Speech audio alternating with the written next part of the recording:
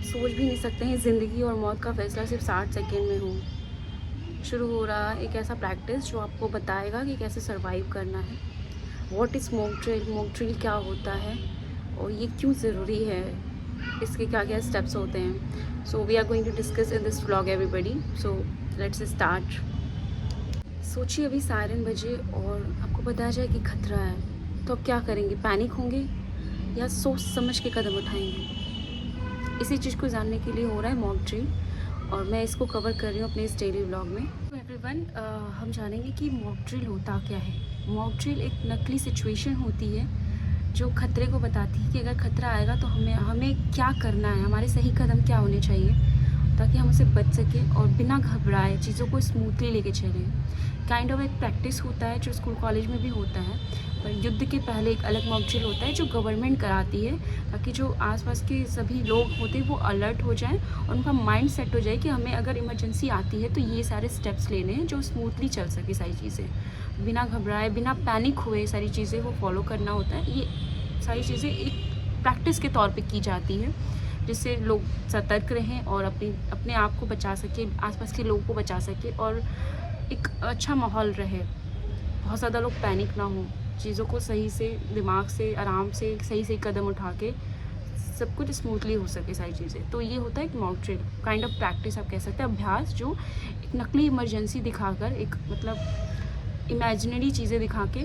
उसको हम सीखते हैं। This is the mock drill. इस मॉक ड्रिल के दौरान कुछ स्टेप्स होते हैं जो फॉलो करने होते हैं, जैसे कि फर्स्ट हो गया अलर्ट, अलार्म जो बजता है हमें ध्यान रखना होता है। सेकेंड थिंग हो गया है कि आपको क्विक रहना है बट सेफ़ रहना है। Quick but safe. आपको दौड़ना नहीं है बहुत ज़्यादा, आपको चीज़ों को सोच समझ के स्मूथली करनी है, फास्ट करनी है चीज़ें। आपको बहुत ज़्यादा दौड़ के सबको एक साथ, मतलब एक होता है ना पैनिक हो जाना, वैसे नहीं करना है। थर्ड थिंग इज़ दैट आपके घर में अगर लिफ्ट है, आपको लिफ्ट यूज़ करना है, आपको स्टेयर्स यूज़ करना ओनली, क्योंकि इससे क्या होता है ना, प्रॉब्लम हो सकती है, तो we have to avoid lift.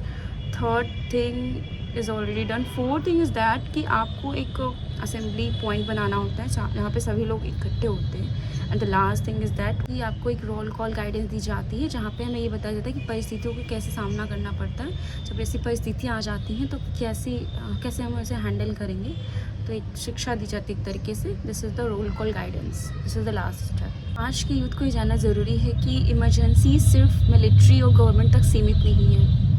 अगर आप अवेयर हो सारी चीज़ों को लेके, आपकी प्रैक्टिस है, आप पहले से ही सारी चीज़ों, आपका माइंडसेट है कि सारी चीज़ों को कैसे हैंडल करना है काम हो के। अगर कोई स्कूल, कॉलेज या क्राउडेड एरिया, हॉस्टल है, तो अगर आपका डिसीज़न और आपकी प्रैक्टिस है तो आप किसी की जान बचा सकते हैं। तो we need to be ready for that. Now question is this कि युद्ध से पहले मॉक ड्रिल क्यों कराते हैं? सो युद्ध का जो सबसे बड़ा दुश्मन होता है वो पैनिक होता है।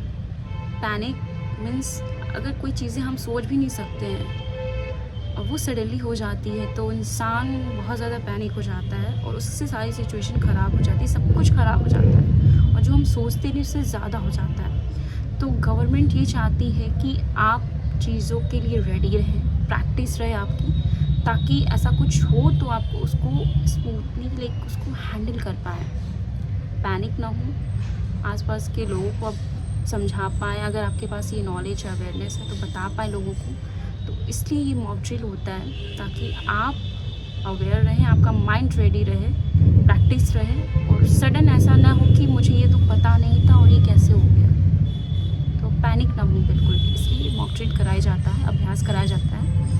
सरकार चाहती है कि हमें अलर्ट के बारे में पता हो, सिग्नल्स कैसे होते हैं, हम उसको जानें और एक दूसरे की हेल्प करें, मदद करें, ताकि हम अपने आप को और दूसरों की भी जान बचा सकें। और इससे क्या होता है, ये काइंड ऑफ ट्रेनिंग होती है जिससे मेंटली हमारे दिमाग में ये बैठ जाता है कि हमें ये सारी चीज़ें होने वाली है, हमें इससे कैसे बचना है। तो एक तरीके से एक ट्रेनिंग आप कह सकते हैं जो सबको देनी चाहिए और ये होगा और होने वाला है जहाँ भी। तो मैं बस इतना कहना चाहती हूँ कि आपको बहुत ज़्यादा पैनिक नहीं होना है, स्ट्रॉन्ग रहना है, चीज़ों को सीखना है और खुद के लिए नहीं, दूसरों के लिए भी, ठीक है। मान लीजिए आपके शहर में एक फायर अलर्ट आया है और आपको पता है कि इमरजेंसी किट कहाँ है और आप नियरेस्ट एग्ज़िट कहाँ से करेंगे, किसे कांटेक्ट करेंगे, तो आप पैनिक नहीं करेंगे क्योंकि आपको सारी चीज़ें पता है, ऑलरेडी आप जानते हैं। तो एक रिस्पॉन्सिबल सिटीज़न की यही पहचान होती है कि आप कैसे चीज़ों को हैंडल करेंगे, सारी चीज़ें आपको पता है, तो घबराने की ज़रूरत नहीं होगी। Okay, so this is all about mock. कुछ इमरजेंसी सिचुएशन आ गई, अर्थक्वेक आ गया, तो हमें कैसे हैंडल करना है ये हमें स्कूल कॉलेज में बताया जाता है। सो फॉर स्टूडेंट्स कि अगर आपको ये सही चीज़ सिखाई जा रही है, ट्रेनिंग दी जा रही है, तो उसको लाइटली नहीं लेना है, सीखना अच्छे से। एक रिस्पॉन्सिबल सिटीज़न के तौर पे आपको सारी चीज़ें करनी है।